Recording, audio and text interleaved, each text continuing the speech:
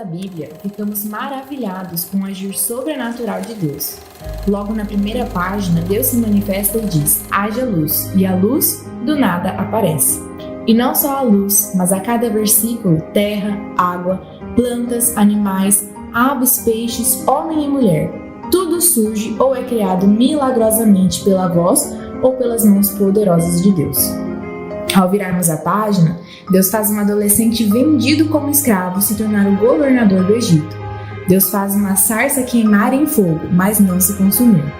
Deus envia pragas, Deus parte o mar ao meio e faz o seu povo passar.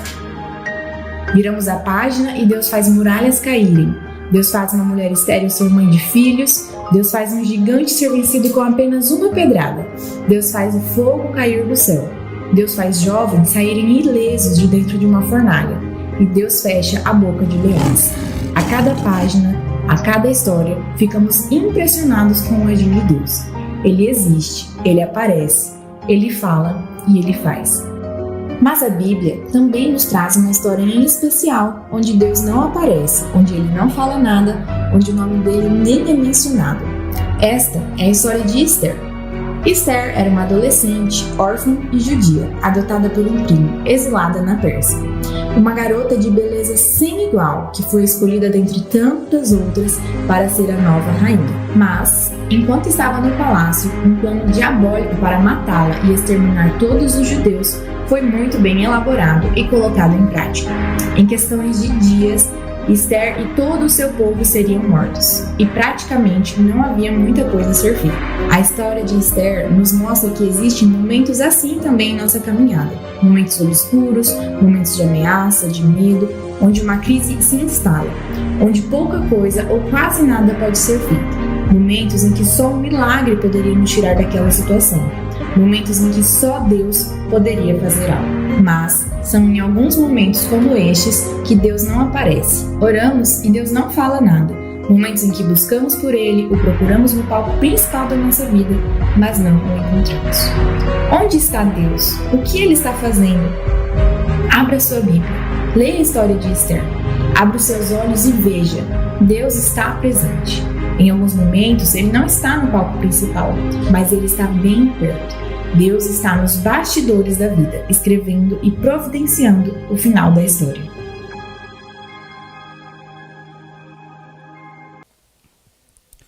Muito bem, eu tenho sido grandemente abençoado em poder abrir a cada semana a palavra de Deus e olhar para o livro de Esther e, através do livro de Esther, trazer lições para a minha vida e estudar algo e trazer lições para a sua vida. E, como já mencionei nos últimos domingos, é sempre um desafio, é desafiador para nós, porque nós, pela primeira vez estamos pregando, eu particularmente estou pregando em cima desse livro. Já tinha lido, mas trazer esse livro como mensagem, como uma pregação, e detalhes desse livro para mim e para você, isso é um desafio a cada semana, e tem sido muito bom. Como vimos no vídeo de abertura, em alguns momentos da nossa vida, nós procuramos Deus, nós oramos e nós procuramos por Deus, e a impressão que temos é que Deus não está. Com toda certeza você já passou por momentos na sua vida em que você orou e você não teve resposta. Você orou, buscou a presença de Deus, mas você teve um silêncio do outro lado.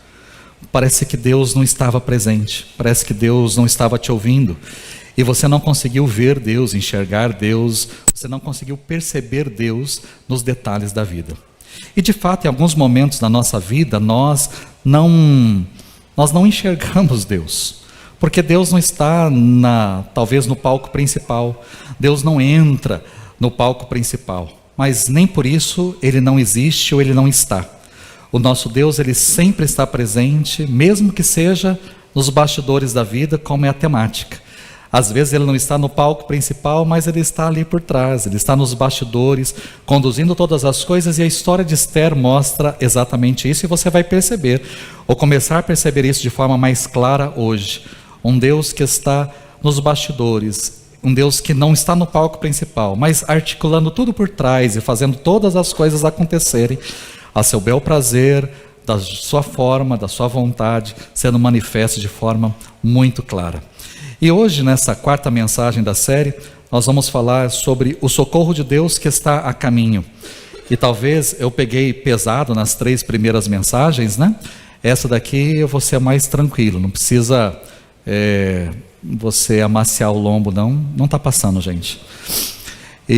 Mas você pode ficar tranquilo que você vai, eu espero que você vai ser bem ministrado, abençoado através dessa palavra. Você tem aí a sua Bíblia de papel? Se você tiver, abra a sua Bíblia em Esther capítulo 4. Eu quero ler com você. Esse texto para mim é um dos textos mais importantes do livro. E esse capítulo 4 eu vou dividir em 2 mensagens. Eu vou trabalhar hoje até o verso 14, a primeira parte, a parte A.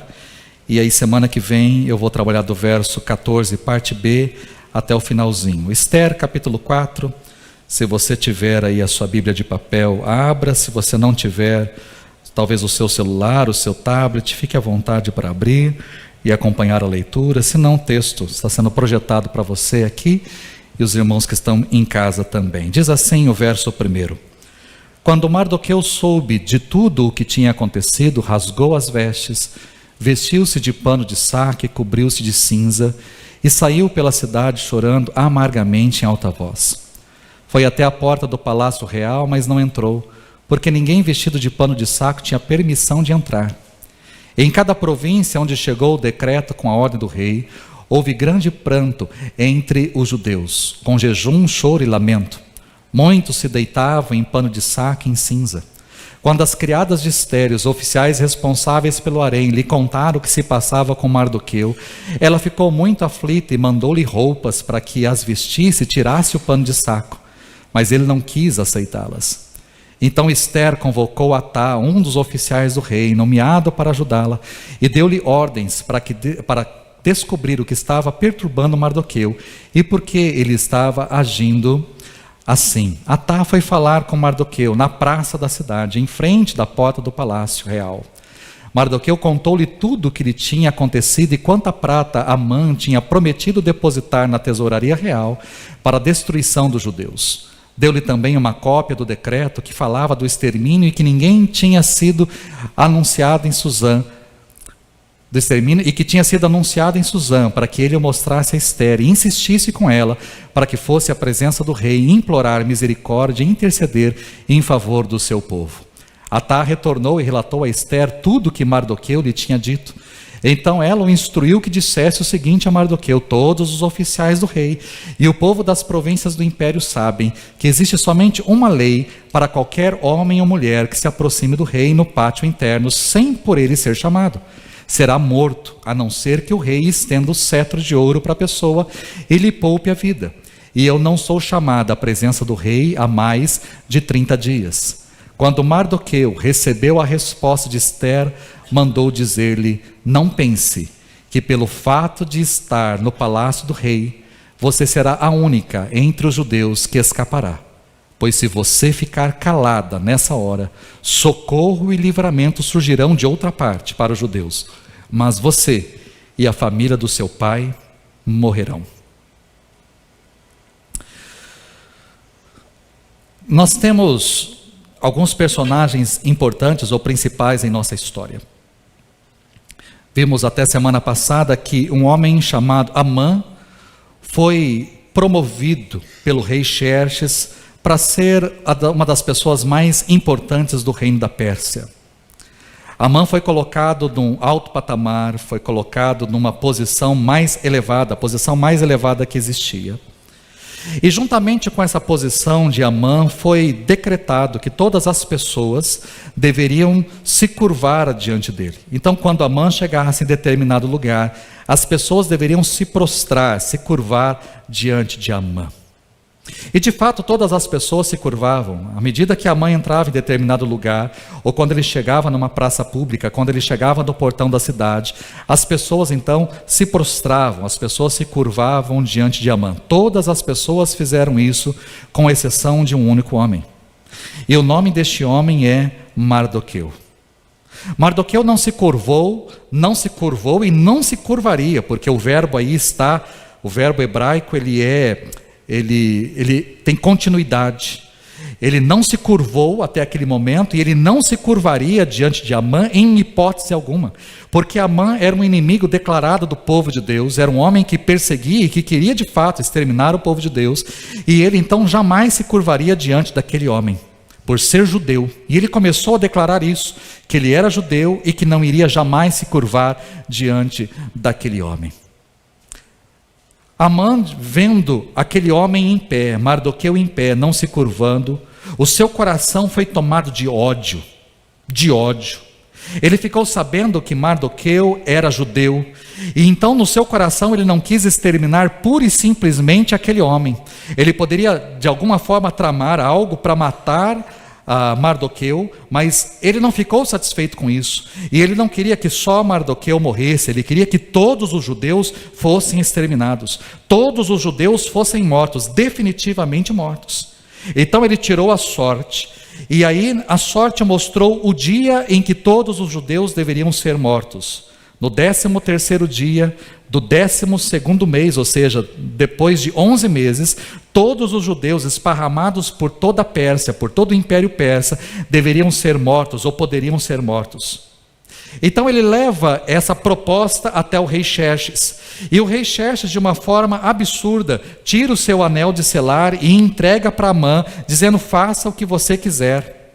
E ali Amã escreveu cartas, um decreto real, as cartas, selou com o anel do rei Xerxes e encaminhou essas cartas de forma rápida, de forma veloz, para que todas as províncias, todas as cidades mais importantes recebessem aquela carta, recebessem o decreto e pudessem então ter isso diante dos seus olhos. Todos os judeus deveriam ter essa consciência, e todas as pessoas deveriam ser conscientizadas que os judeus em 11 meses poderiam ser mortos. Naquela data, no dia 13 do mês 12, todos poderiam ser mortos, e as pessoas poderiam ficar com as riquezas dos judeus, poderiam ficar com os bens, com as propriedades, com as casas, com os tesouros, com tudo que os judeus possuíssem. Quem matasse poderia ficar com tudo aquilo.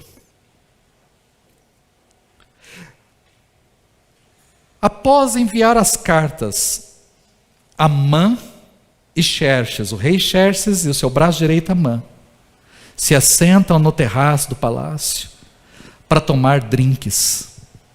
E enquanto isso a cidade está pegando fogo, é óbvio.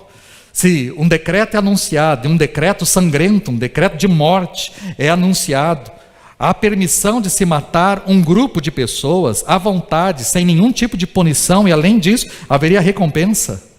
E Amã tinha disponibilizado muita prata para que esse plano pudesse ser colocado em prática. Enquanto eles estavam no terraço tomando drinks, a cidade estava pegando fogo. E foi exatamente assim que terminou o capítulo 3 de Esther, dizendo que a cidade de Suzã estava confusa. E ela estava confusa por quê? Porque os judeus estavam naquela situação: bom, nós vamos ser mortos daqui a 11 meses, mas os outros povos de outras nacionalidades que também moravam ali estavam da mesma forma aflitos, porque hoje podem ser os judeus, mas amanhã podem ser nós, podemos ser nós. Então todos estavam aflitos, todos estavam angustiados com aquela notícia, porque hoje eram judeus, mas amanhã quem será? Que povo será exterminado? Como se dará isso? Então todos estavam aflitos e angustiados, enquanto Xerxes e Amã tomavam drinks. E dentre as pessoas que estavam angustiadas e aflitas, temos Mardoqueu. Mardoqueu, de certa forma, sabia que tudo aquilo estava acontecendo por causa dele, porque ele ficou em pé, porque ele permaneceu em pé diante de Amã, porque Amã descobriu que ele era judeu e quis colocar esse plano em prática. Ou seja, se todos os judeus fossem mortos, seria por causa dele, porque ele se colocou em pé e se recusou a se curvar diante de Amã. Então ele entrou em desespero, e o capítulo 4 que lemos começa mostrando exatamente isso: um Mardoqueu que está desesperado, um Mardoqueu que rasgou as suas vestes, que vestiu o pano de saco, que jogou cinzas, fuligem sobre a sua cabeça, e que começou a chorar, a bater no peito, desesperado, correndo de um lado para o outro, porque a sua cabeça estava a prêmio, mas não só a sua, mas a cabeça de todas as pessoas. Mardoqueu estava aflito, Mardoqueu estava angustiado. E ele fez tanto escândalo, e as pessoas olharam para aquilo, os comerciantes, os cidadãos, os habitantes da cidade, começaram a olhar para Mardoqueu e o seu jeito de agir, e que coisa, que cena. E Mardoqueu chamou atenção, porque ele era uma pessoa do alto escalão do palácio, e além disso, ele era parente da rainha. E como é que então um parente da rainha, alguém do alto escalão do palácio, está andando pela cidade vestindo com roupas rasgadas, pano de saco e com cinzas na cabeça, todo descabelado, chorando e gritando de um lado para o outro? Ou seja, essa cena chamou atenção, e chamou tanta atenção que essa notícia chegou a Ester no palácio.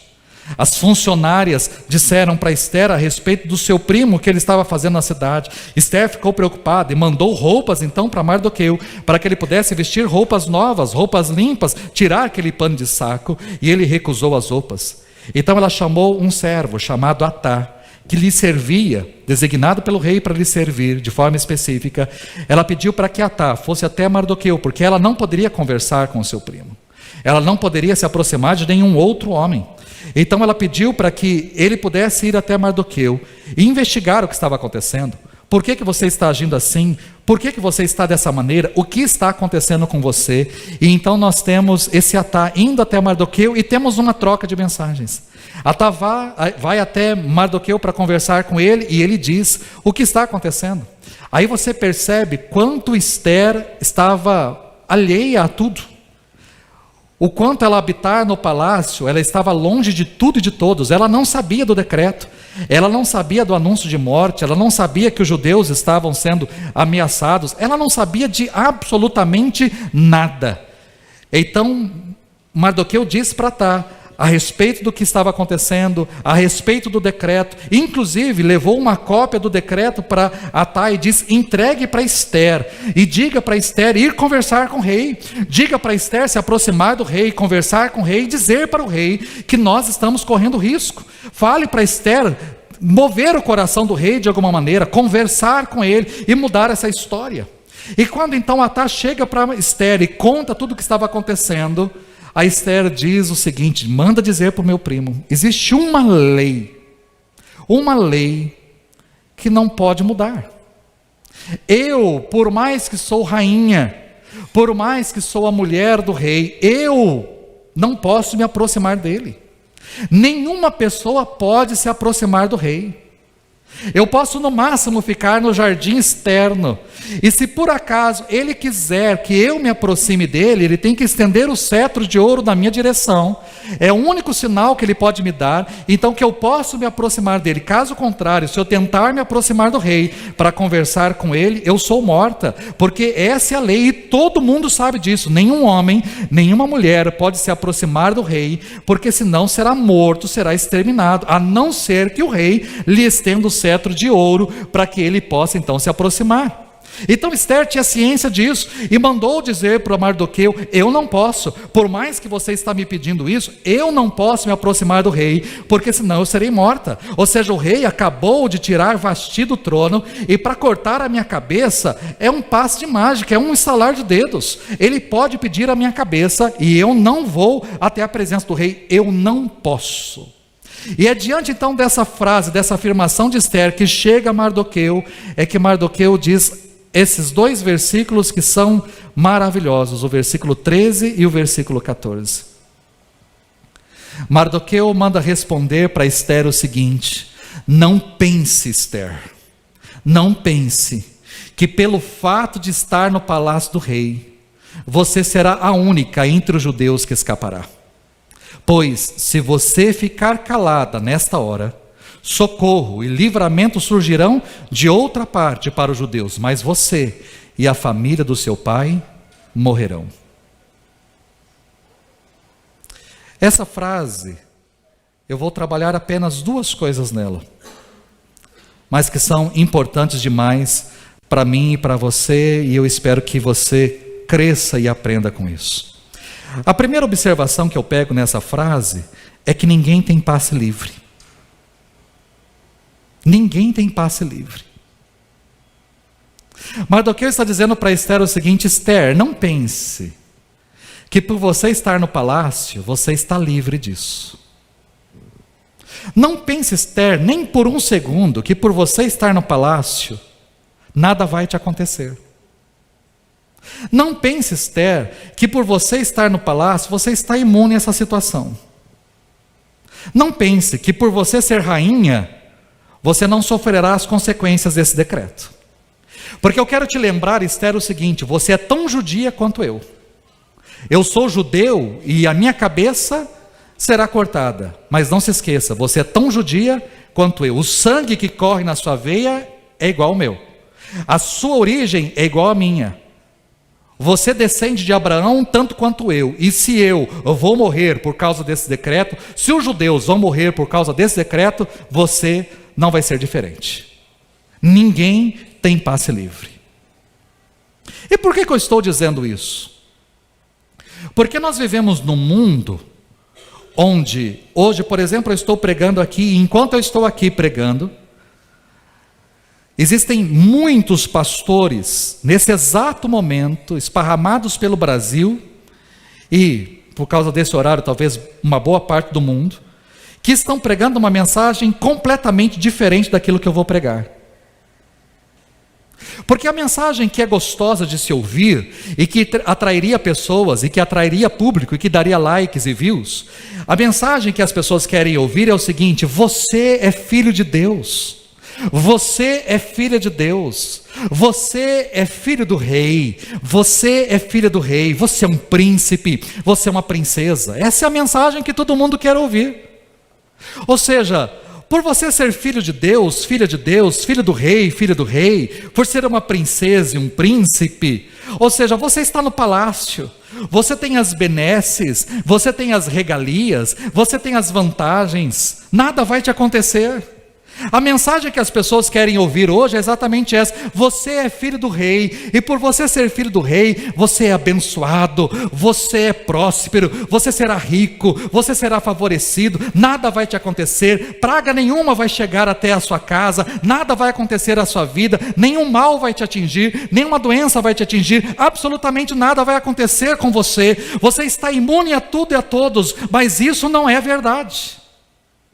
Essa não é a verdade. Você pode ser filho de Deus, você pode ser filha de Deus, filho do rei, filha do rei, um príncipe, uma princesa, você pode ser.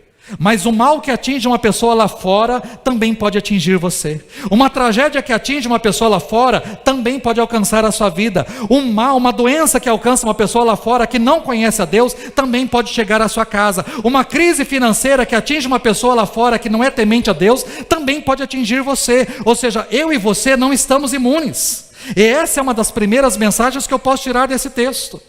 Não pense que por você ser filho de Deus, nada vai te acontecer. Talvez, queridos, uma das coisas que o Covid trouxe para nós e nivelou é que muitos pastores tiveram que engolir. Porque muitos pastores que pregavam: um filho de Deus não fica doente, uma filha de Deus não fica doente, muitos pastores que tinham esse tipo de pregação ficaram doentes, pegaram Covid, e muitos foram entubados e alguns morreram. E as igrejas que ficavam ouvindo pastores no púlpito dizendo: porque filho de Deus não fica doente, porque um crente, um servo de Deus não pega doença, não fica doente. Essas igrejas estão hoje perdidas, porque não só o seu pastor ficou doente, como o seu pastor foi entubado e morreu. E agora como é que explica isso? Se um crente não fica doente, se um filho de Deus não fica doente? Querido, não existe isso. A Covid nivelou todo mundo. Ou seja, você que é crente, servo de Deus, temente a Deus, fiel ao Senhor, você pegou o Covid, eu peguei Covid. Alguns de nós aqui ficaram entubados ou foram para o hospital e ficaram em situação grave. Graças a Deus voltaram de lá. Nós perdemos pessoas queridas por conta dessa doença. Essa doença não atingiu só pessoas do mundo, ou pessoas que não creem em Deus ou não temem a Deus. Essa doença tomou conta de todo mundo e pegou todo mundo. Eu estou mentindo? Ou seja, não é o fato de você ser filho, filha de Deus, que você é indiferente, que você, nada vai acontecer com você, quem dera. Eu gostaria muito, como pastor, de dizer o seguinte: hoje receba o Senhor Jesus na sua vida e nada mais de ruim vai te acontecer. Eu gostaria de pregar: aceite o Senhor Jesus na sua vida, receba o Senhor Jesus na sua vida e nenhum mal vai te atingir, nenhuma doença mais vai acometer você, nada de ruim mais vai acontecer na sua casa, nada de ruim vai acontecer na sua empresa. Mas não é essa a mensagem. Eu não posso pregar isso porque eu estaria mentindo.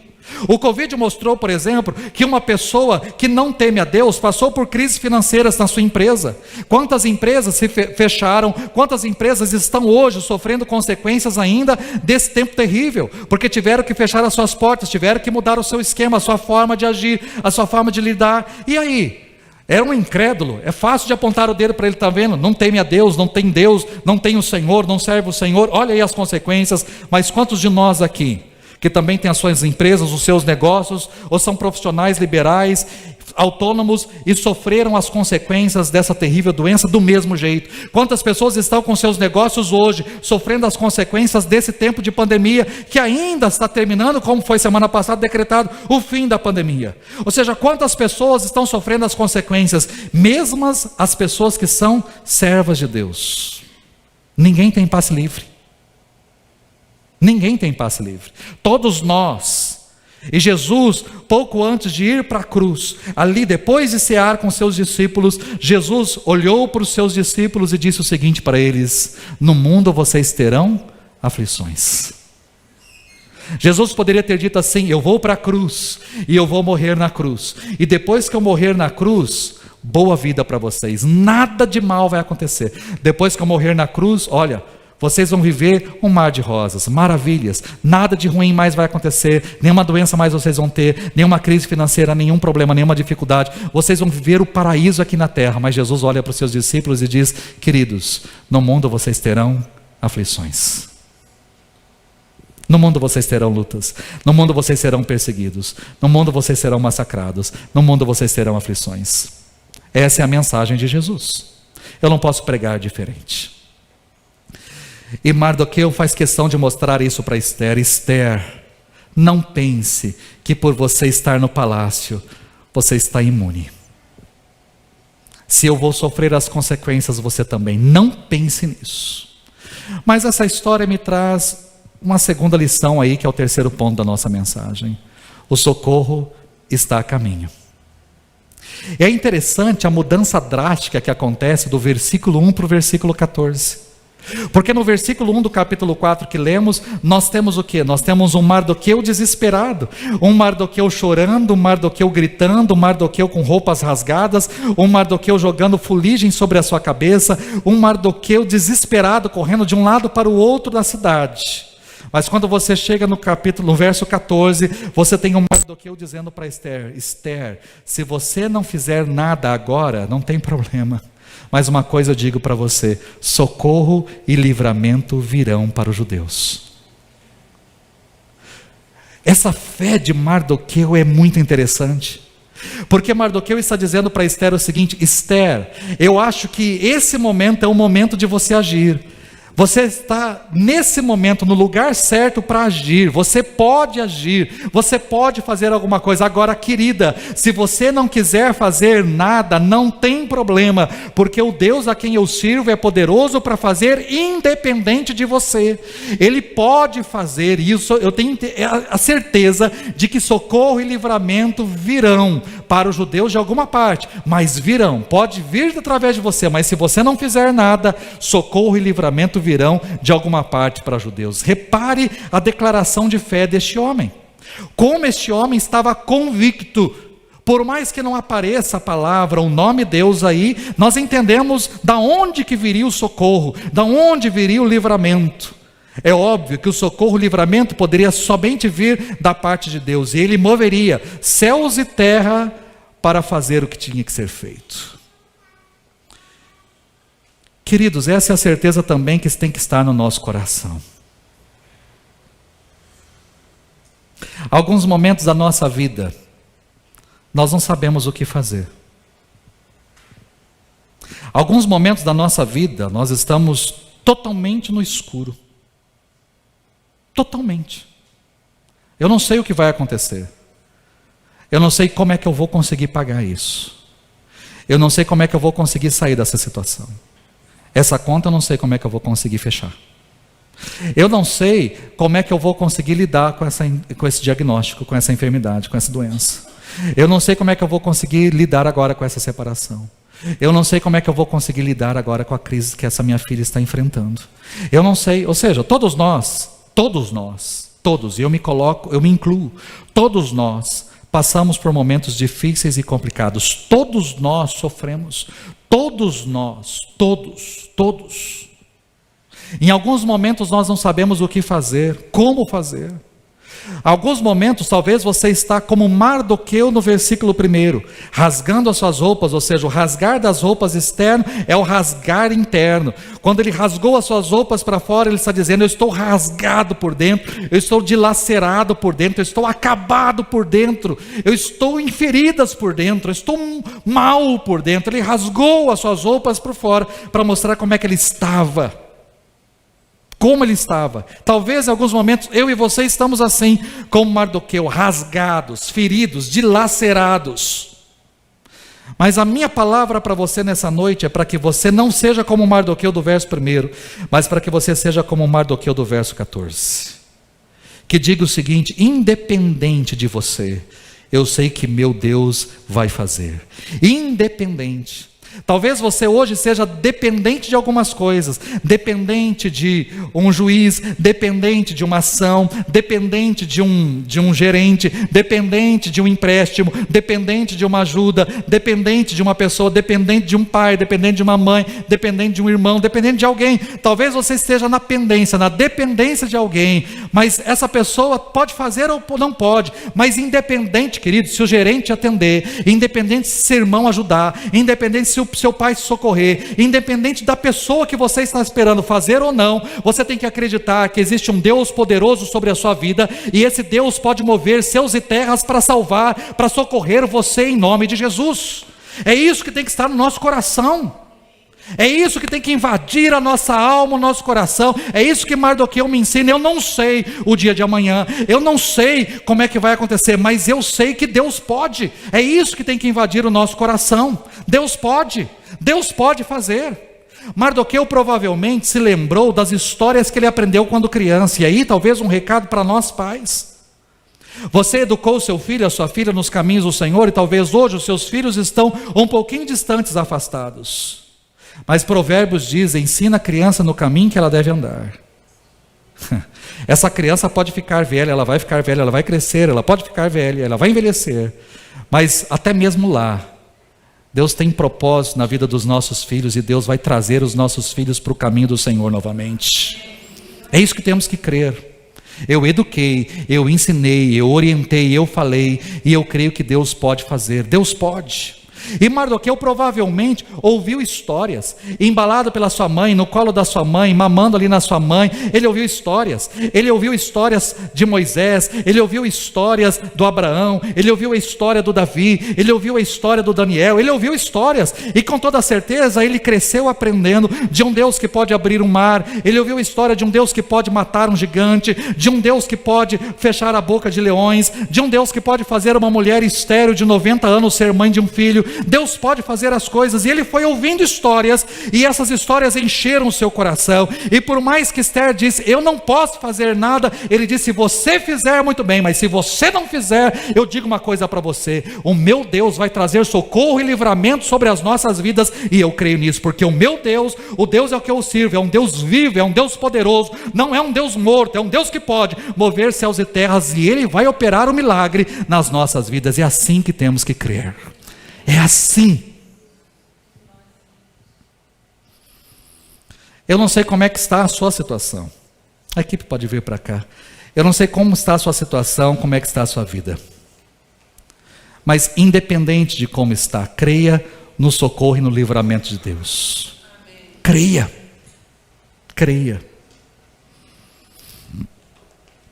Essa pessoa está aqui, mas não tem problema. Sexta-feira eu saí cedinho para fazer algumas compras para a igreja, de produtos de limpeza, as coisas que tinham sido me pedidos. E aí eu passei cedo aqui, eu acho que era umas 8h30, 8 e pouquinho da manhã, eu parei o carro aqui na frente, para descarregar os produtos, para deixar algumas coisas aqui. Quando eu estava fechando a porta, uma pessoa veio até a minha direção para me dar um abraço. Falou: eu vi o carro do senhor aqui, está vendo o que dá ter carro vermelho? Caminhonete vermelha chama muita atenção. E essa pessoa falou: eu vi o carro do senhor aí, eu preciso de um abraço do pastor. preciso de um abraço. E ela não precisava só de um abraço. Ela precisava de mais de um abraço. Talvez é assim que você esteja. Talvez o que você está querendo nessa noite é dizer assim: eu preciso de um abraço. Mas você não quer só um abraço. E aquele dia eu não dei só um abraço. O abraço se delongou, virou lágrimas. Aí você olha para o rosto e fala: o que está acontecendo? Aí a pessoa fala assim: pastor, eu não sei o que vai acontecer. Com a minha empresa, eu não sei. Esse mês eu não consegui honrar com os compromissos com que eu tinha que pagar.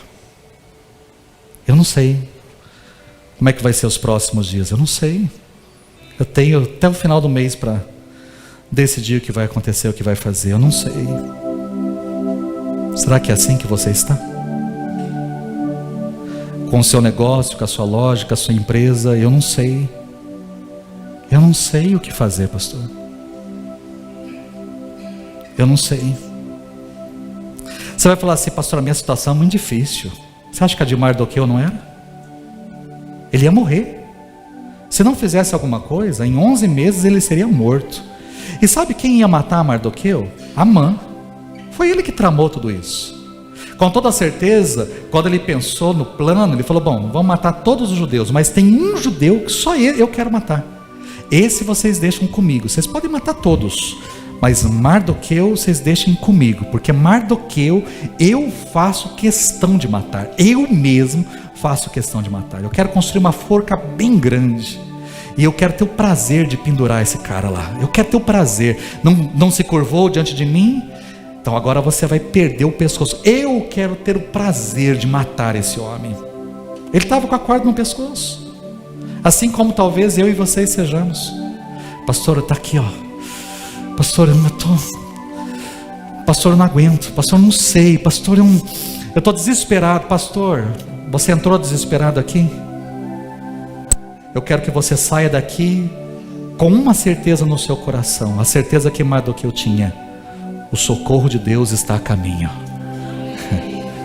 Eu entrei aqui, pastor, angustiado, aflito, em lágrimas, com meu coração: o que eu vou fazer? Mas eu vou sair por aquela porta com uma certeza: o meu Deus está providenciando socorro para a minha vida. Sabe o que veio na minha memória enquanto eu pregava hoje de manhã? Nós cantamos essa música, Me Atraiu, e ela fala da sarça. Mas você não, às vezes a gente lembra da sarça. A gente pega, os nossos olhos vão lá para o Moisés que está pastoreando um rebanho, e de repente a sarça pega fogo. Mas enquanto a sarça pegava fogo aqui, a quilômetros, centenas de quilômetros de distância, lá no Egito, tinha um povo orando e chorando diante de Deus. O povo estava chorando, clamando, porque a escravidão estava demais. E eles estavam dizendo: Deus, nós estamos há 400 anos aqui, e a situação está complicada, está cada vez mais difícil, está cada vez mais pesado, o serviço está pesado demais, a situação está difícil demais. Tanto é que daí Deus aparece para Moisés lá na sarça e diz para Moisés assim: Moisés, eu vi a aflição do meu povo, eu ouvi o seu clamor, e eu resolvi descer para libertá-los das mãos de Faraó. Enquanto um povo orava, chorava e clamava, Deus levantou, fez com que uma sarça lá no outro deserto distante pegasse fogo, e aquela sarça pegasse fogo, chamasse um homem de nome Moisés e dissesse: Moisés, vai lá para o Egito, porque lá no Egito tem um povo meu orando, chorando e clamando por libertação, e você será o libertador. Queridos, você pode estar hoje aqui em lágrimas, em choro, com as suas dificuldades, mas você pode crer que enquanto você está aqui, ou até mesmo enquanto você estiver dormindo nessa noite, Deus está providenciando socorro para a sua vida, em nome de Jesus. É isso que tem que estar no nosso coração. Amanhã você vai acordar com belas notícias da parte de Deus. Amanhã você vai acordar com novidades da parte de Deus. Amanhã você vai acordar, e essa semana vai ser a semana que Deus vai providenciar o socorro e o livramento para a sua vida. Essa semana será uma semana de alegria para a sua casa, para a sua vida, para a sua empresa. Essa semana vai ser a semana onde Deus vai mostrar para você: você não sabia domingo o que fazer, mas eu providenciei o socorro para você, e você vai ter testemunho do milagre que eu fiz nessa semana na sua vida, em nome de Jesus. É isso que temos que crer. É isso que temos que crer. Deus está querendo fazer isso na sua vida. Essa palavra é para o seu coração, para você que está aqui. Deus quer mudar a sua história, e Ele vai fazer isso na sua vida, em nome de Jesus. Eu quero orar com você. Eu não vou chamar ninguém aqui à frente, mas eu quero aí no seu lugar. Você não vai se levantar sozinho, porque de manhã muitos se levantaram, e eu creio que agora também. Você que entrou aqui angustiado, nervoso, você entrou aqui ansioso, você entrou aqui e essa palavra é para você. Você precisa desse socorro de Deus sobre a sua vida. Fique em pé no seu lugar, eu quero orar com você. Sem vergonha, pode ficar em pé no seu lugar. E eu quero orar com você, diante do seu negócio, diante da sua vida, diante da sua casa, diante da sua família, diante daquilo que você está vivendo. Eu quero orar com você. Talvez você não vá receber o meu abraço nessa noite, como aquela pessoa recebeu na sexta-feira pela manhã, mas eu peço para que o Senhor dos Senhores, o Rei dos Reis, abrace você nessa noite. Que você se sinta abraçado pelo Senhor, envolvido pelo Senhor, que Ele te pegue no colo nessa noite, e que Ele mude a sua história, e que você se sinta abraçado, que você chore o que você tem que chorar, mas você sinta esse agir de Deus e o mover de Deus sobre a sua vida, em nome de Jesus. Pai, eu quero orar em favor dos teus filhos nessa noite, filhos e filhas, ó Deus, que estão aqui, e talvez estão como Mardoqueu, ou entraram aqui como Mardoqueu, dizendo: Deus, eu não sei o que fazer, eu estou desesperado, eu estou em angústia, diante da minha casa, diante dos meus negócios, diante da minha empresa, diante das minhas vendas, diante dos meus compromissos, diante das contas. Eu estou em angústia, eu estou em aflição, eu estou nervoso, eu estou preocupado, eu entrei aqui ansioso, sem saber o que fazer. Mas muito obrigado por essa palavra, e obrigado porque o Senhor é o Deus que traz socorro sobre as nossas vidas. O Senhor é aquele que abriu o mar, o Senhor é aquele que fez a estéril ser mãe de filhos, o Senhor é aquele que fechou a boca de leões, o Senhor é aquele que derrubou um gigante com uma pedrada só, o Senhor é aquele que fez muralhas caírem, o Senhor é o Deus que age, o Deus poderoso, o Senhor dos exércitos, forte guerreiro, o Senhor é o Deus das batalhas, o Senhor é o Deus sobre as nossas vidas. E Deus, nós estamos nos colocando diante do Senhor, colocando a nossa vida, colocando a nossa casa, colocando essa situação na Tua presença, e estamos clamando nessa noite pelo Teu socorro. Talvez existam algumas pessoas que podem nos ajudar, alguns homens, algumas mulheres, alguns gerentes, algumas pessoas de autoridade, de poder, algumas pessoas que podem nos socorrer e nos ajudar. Mas se independentemente essas pessoas não ajudarem, se essas pessoas não fizerem nada, se essas pessoas se recusarem a fazer qualquer coisa, nós queremos um Deus que é dono do ouro, dono da prata, um Deus que é o Senhor do universo, é o Deus sobre todas as coisas, é o Deus, por mais que o médico não possa fazer nada, o Senhor é aquele que pode curar toda e qualquer enfermidade. Por mais que essa pessoa se recuse a perdoar, o Senhor é aquele que pode quebrantar corações. Por mais, ó Deus, que o gerente se negue a me ajudar, o Senhor é aquele que pode destinar todos os recursos que precisamos para que as coisas possam acontecer. O Senhor é o Deus Todo-Poderoso, e cremos que o Senhor é aquele que trará livramento e socorro sobre as nossas vidas. Deus, enquanto dormirmos essa noite, que o Senhor esteja trabalhando em prol das nossas vidas, porque a Tua palavra nos diz que o Senhor dá aos seus amados enquanto dormem. Que enquanto dormirmos nessa noite, o Senhor esteja providenciando o que precisamos, que amanhã ao acordarmos, que a Tua palavra seja cumprida nas nossas vidas, que as misericórdias do Senhor sejam renovadas sobre nós, que o choro que dura essa noite se torne alegria ao amanhecer, que o Senhor transforme o nosso rosto, que o Senhor tire as lágrimas, e que o Senhor faça o sorriso brotar nos nossos lábios, para que as pessoas saibam que existe um Deus poderoso sobre as nossas vidas.